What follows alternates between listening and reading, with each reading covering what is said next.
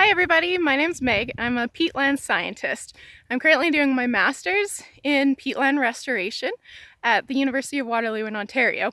And today I'm going to give you a little bit of an idea of some of the damages that we do when we're actually looking for oil and gas and other fossil fuels.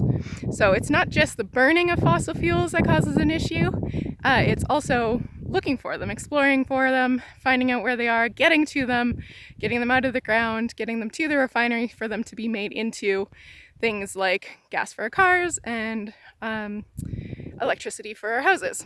So this is, I'm actually in a peatland, so it's a special type of wetland, but oil and gas exploration happens everywhere. And basically whenever we disturb the ground, we wreck all of the functions that nature has in place.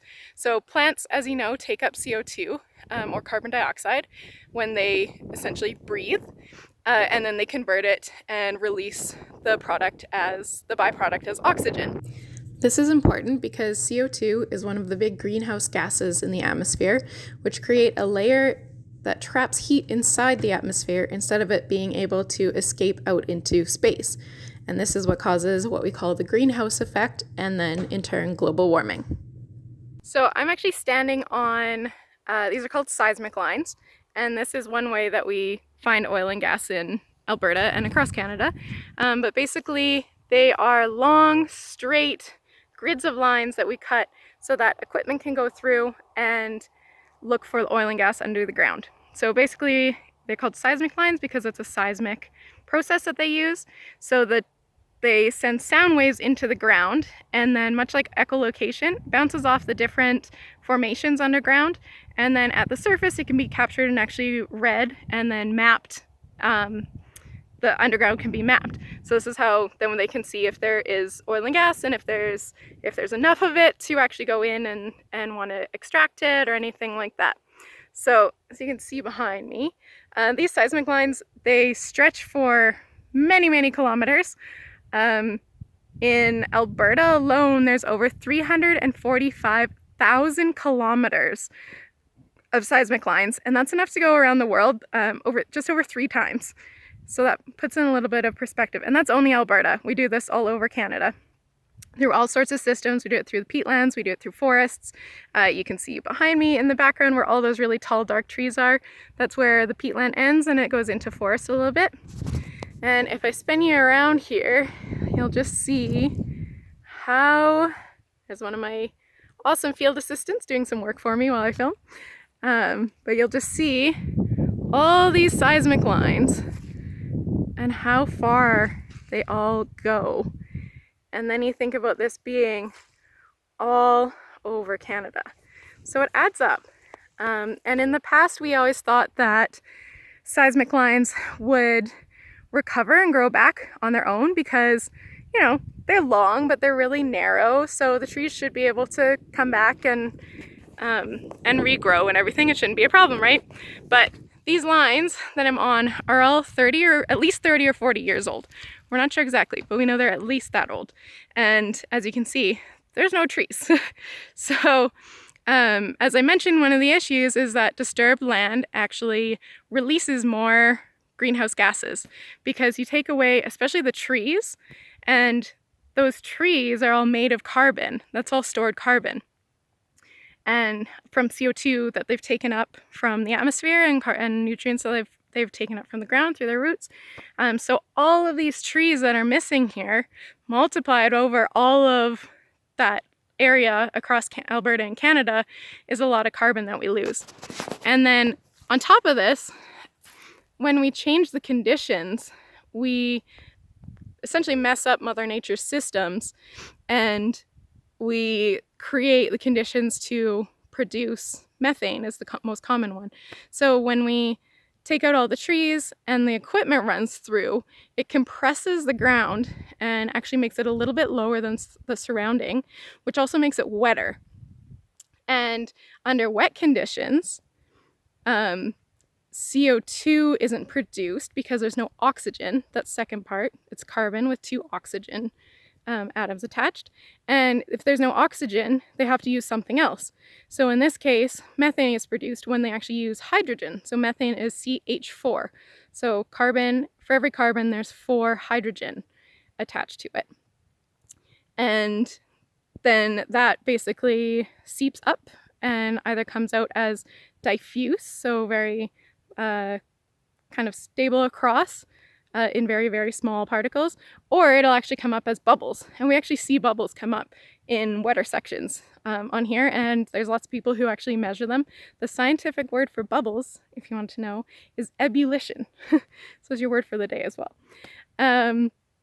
So this is all a big problem, because multiplied out, we know, we've done studies, we know that seismic lines and other disturbances like logging, and we harvest peat, especially for our gardens. Peat moss comes from bogs and fens like this in peatlands. Oil and gas, the oil sands you probably all know of.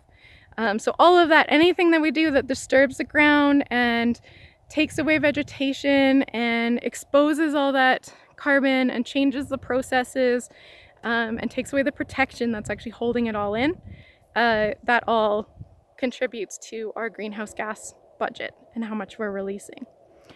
So what I'm doing for my project is actually looking at ways that we can restore these seismic lines with different treatments and seeing how that affects the CO2 and CH4 release. But I'm not going to go into that too much, but I am going to take you over and show you how we actually measure the different gases and figure out where they're coming from and how much is coming out.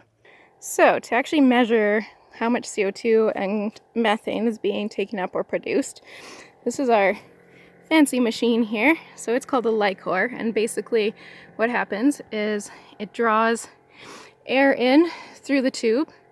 It goes through a bunch of analyzers and stuff, and then it tells us on the screen here how much of each gas is in that.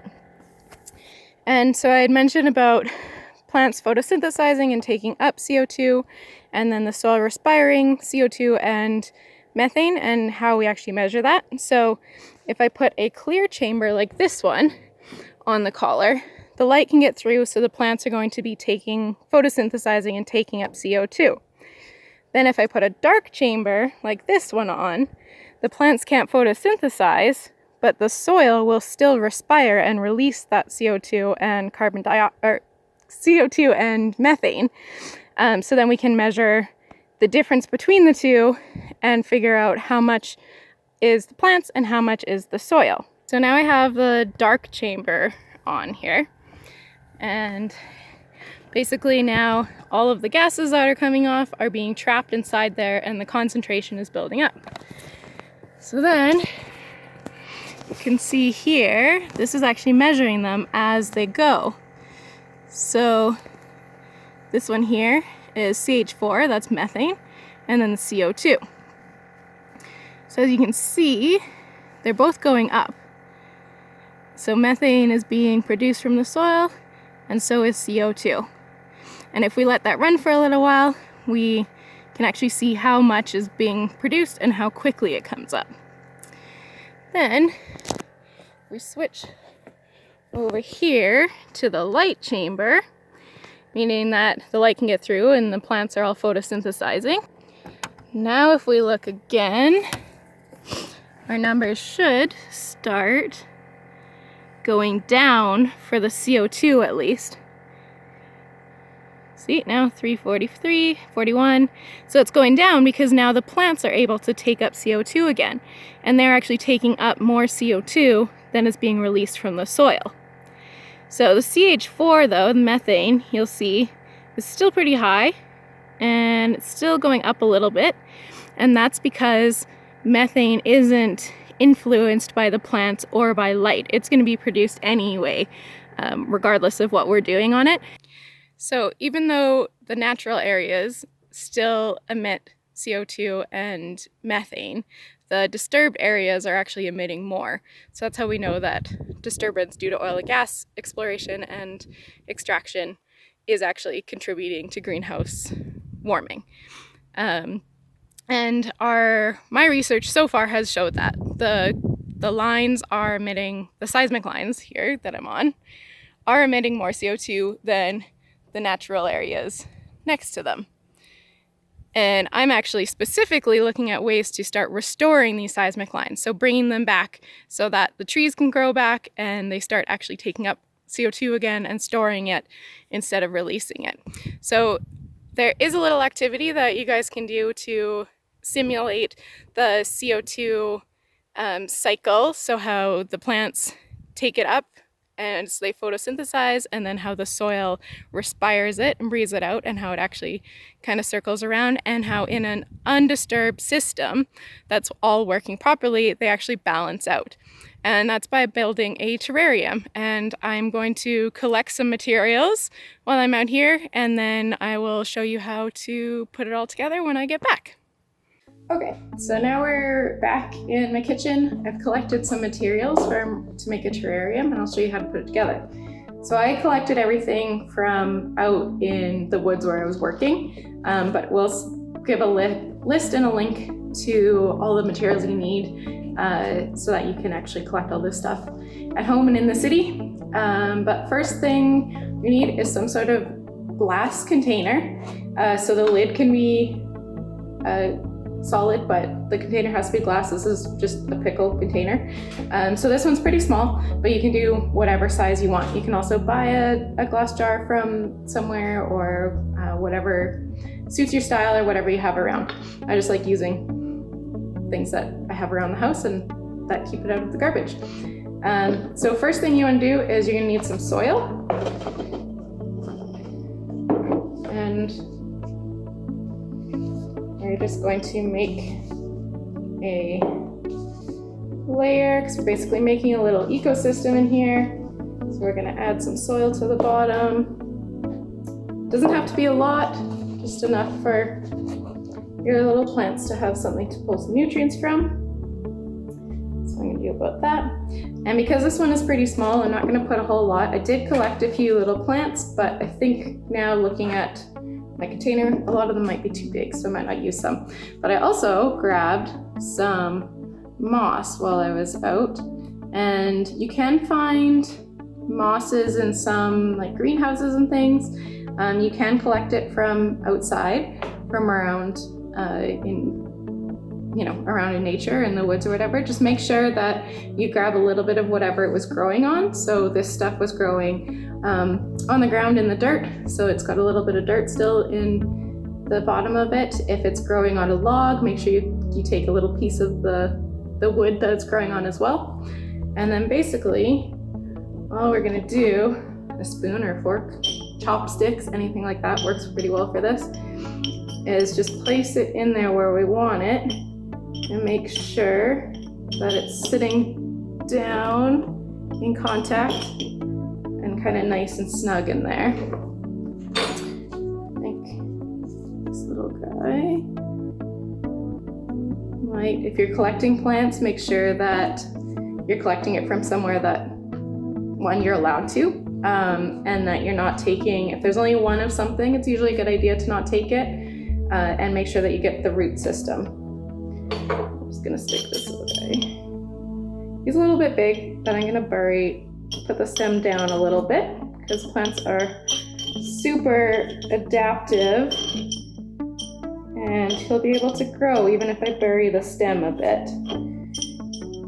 Just gonna work him in here so that he fits, he's the right height. And keep in mind when you're doing these things, there's not really any perfectly right way to do it. Sometimes some of your plants won't survive, it happens. Then you just pull them out. You can put something else in if you want. But yeah, basically just taking all of your bits and pieces and arranging them in a way that you like, that makes the jar look cool, how you want it to look. You can also add some more decorative pieces into it. It can be as simple or as complex as you want. So I just have a couple rocks here. Again, this is a really small jar. This is kind of too small for all of this, but I'm gonna do it so that I can show you all. So yeah, we can add some rocks in there. Basically, just arranging everything to make whatever sort of landscape you want inside the jar. And then, because I said this is a closed ecosystem, so basically the plants will be taking up CO2 and the soil will be releasing CO2, and as long as it's closed, it just cycles around. But we do need some moisture. You're gonna get light from the jar. You wanna keep it out of direct sunlight, obviously, because it'll burn it, but we need some water. So you're just gonna add, you just want enough to just dampen all your soil. So this is actually, you can see there, I've got a little bit on the top. So I actually put a little bit too much in. So no harm. You want to start with just a little bit and add little bits at a time. That little bit, you can see a lot of it's already been absorbed actually. But for this, then I would just leave the lid off for a day or two and keep an eye on it and just let that water evaporate before closing it up. So if I were to close it up though, then now the only way that the gases can go is cycle through, and all the moisture and everything will be kept in here. If it's too wet, you'll start to see it'll start to kind of fog up and condense on the sides. You can wipe that down. You can leave it open for a little bit. If you think that it's a little bit too dry and things start looking a little bit wilty, you can open it up and add a little bit more water. But once you get the right balance of things in there, it'll just keep going by itself. Eventually you might have to open it up and trim some of your plants because they will get big. They'll fill up the jar. Some people like to leave them so that they look totally wild and totally fill it. Other people like to keep them trimmed and small and looking nice. But yeah, as far as that goes, it's basically up to you. And we'll provide some links and some information with different plants and the materials, and some more links to maybe more detailed tutorials for how to do this, because there's lots of resources, lots of videos out there. This is another one that I made. This is actually just some of the mosses from the peatland that I was showing you. You can see a couple of the individual pieces have really taken off. It's a little bit foggy, so it's a little bit warm in there, or a little wet in there right now. So I'll just show you, and this is a peanut butter jar. So that's what it looks like on the inside. And the cool thing about mosses is they actually don't have root systems and they don't need soil. So I was able to take some established ones and stick them in there, because these types of mosses don't grow on dirt anyway. So yeah, that's just a real quick and dirty kind of tutorial on how to make a terrarium. I hope this video has been a little useful and you've learned at least something. If you're interested in pursuing something in STEM or in environmental in the future, happy to answer questions about all that as well. And otherwise, yeah, thanks for listening. Thank you so much for watching Future Energy Systems video. Make sure to subscribe so you don't miss any of our exciting content. Check out the links below to our website and learning page where you can find activities, learning extension, and more. You can also sign up on the website for notifications for future videos and interactive opportunities. There's so much to learn as we explore our energy future.